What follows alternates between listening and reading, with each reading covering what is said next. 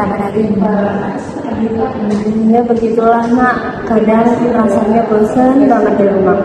Anak-anak sibuk semua, suami juga udah meninggal, jadi sering merasa sendirian. Saya dengar ibu merasa kesepian ya akhir-akhir ini. Iya, dulu waktu masih ngajar tuh tiap hari ketemu orang banyak, ngobrol sama murid. Sekarang sepi, rasanya kayak gak ada yang butuh saya lagi. Perasaan tidak dibutuhkan itu pasti berat ya Bu. Kalau boleh tahu, dulu waktu kecil ibu pernah merasakan hal seperti ini juga tidak? Iya, waktu kecil saya sering ditinggal orang tua saya ke ladang. Kemudian saya juga disuruh jagain adik-adik. Kadang saya merasa mereka lupa sama saya. Jadi, waktu kecil ibu juga sering merasakan sendirian dan kurang diperhatikan ya? Iya, benar banget. Dulu saya cuma bisa diem aja, nggak pernah cerita ke siapa-siapa. Bisa jadi Bu, perasaan itu masih tersimpan di dalam diri ibu dan sekarang muncul lagi setelah ibu tidak sibuk kerja. Kadang perasaan lama bisa muncul lagi di situasi baru yang mirip tanpa kita sadari. Oh, jadi ini kayak perasaan lama yang kebuka lagi, gitu ya? Iya, bisa dibilang seperti itu. Dulu ibu merasa sendirian, sekarang setelah pensiun juga muncul perasaan yang mirip. Akan tetapi bedanya, sekarang ibu bisa menyadarinya dan pelan-pelan belajar menghadapinya. Iya, saya jadi sadar saya sering marah ke anak-anak. Padahal sebenarnya saya cuma pengen mereka lebih perhatian ke saya.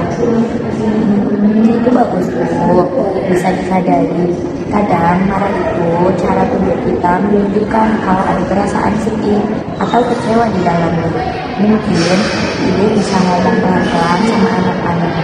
Ibu kangen tanpa merasa bersalah. Iya, mungkin saya bisa coba itu. Daripada saya diam dan marah, mending ngomong jujur aja ya. Iya betul Ibu. Kadang kita butuh cuman didengar atau dipahami. Dan Ibu berhak untuk itu. Iya, benar sekali. Terima kasih. Iya, sama-sama. Terima kasih banyak Mbak Anis. Terima kasih sudah datang di selesai semua kali ini. Pastinya udah kita tunjukkan kan sebelumnya begitu Mbak Anis. Ya, selamat siang. Oke, dapat datang ke sini pasti ada maksud ya. Apa sih yang membuat Mbak Anis datang ke sini? Boleh ceritakan itu Cuma Ya, jadi saya datang ke sini tuh karena saya ingin berbagi cerita ya, Mbak. Karena saya tuh nggak bisa ditinggal suami karena suami saya mengalami kecelakaan. Jadi saya itu merasa jadi tidak sekali karena ditinggal oleh suami saya. Oke, sebelumnya saya berdoa cita Mbak organisasi banyak suami saya berdoa karena saya kecelakaan. Saya berdoa cita yang kuat pasti Mbak sedih gitu ya Pak. Lalu apa sih yang Mbak ceritakan lebih lanjut? Jadi terkait bahkan kehilangan suami akibat kecelakaan. Merasakan sesuatu ya, harus wajar orang ketika kita kehilangan sesuatu pasti kita merasakan suatu hal. Bisa diceritakan hilang. Jadi saya itu ini ya, Bu, lebih tepatnya saya itu kehilangan saya gitu. Karena itu kan apa suami saya itu kan sebagai komat di saya sendiri gitu, tapi karena suami sudah meninggalkan saya dari dunia ini, jadi saya itu saat kehilangan hidup saya. Oke, nah itu setelah suami itu saya itu kayak banyak udah kayak hilang kata makna hidupnya udah kayak kekurangan sensasinya itu ya Mbak. Oke, nah untuk sesi kedepannya yang tetap sama-sama ya menemukan makna hidupnya Mbak Anis kembali.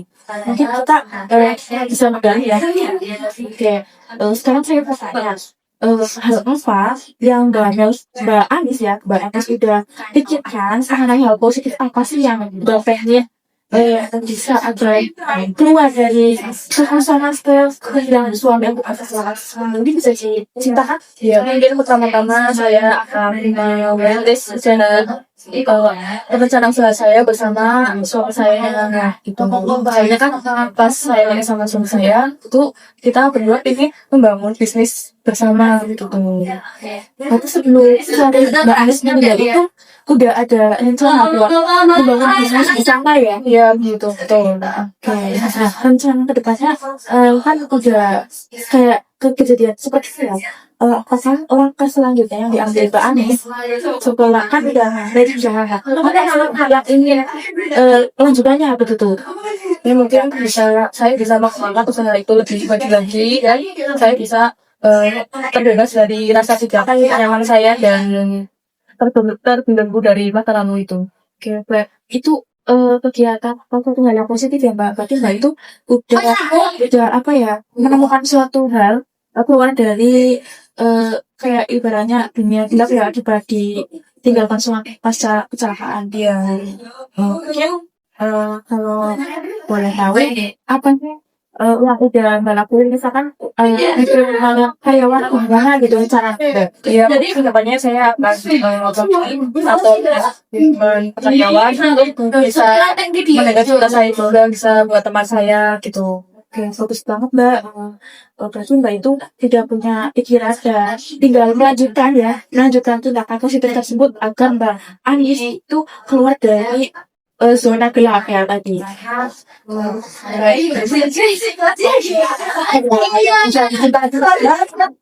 Atau sudah cukup berarti. Oke, sesi konseling hari ini berarti udah cukup ya Mbak, nggak ada tambahan apa yang diceritakan kembali. Mungkin nanti itu Mbak Anis kalau ada tambahan atau yang ingin diceritakan kembali, Mbak Anis bisa kita atur ya, atur jadwal konseling kembali gitu. Karena cukup.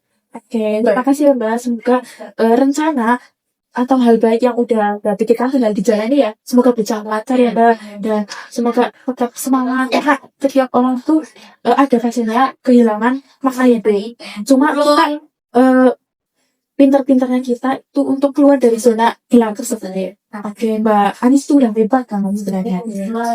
Terima kasih ya Mbak. Oke, Udah mendengarkan cerita saya. semangat ya.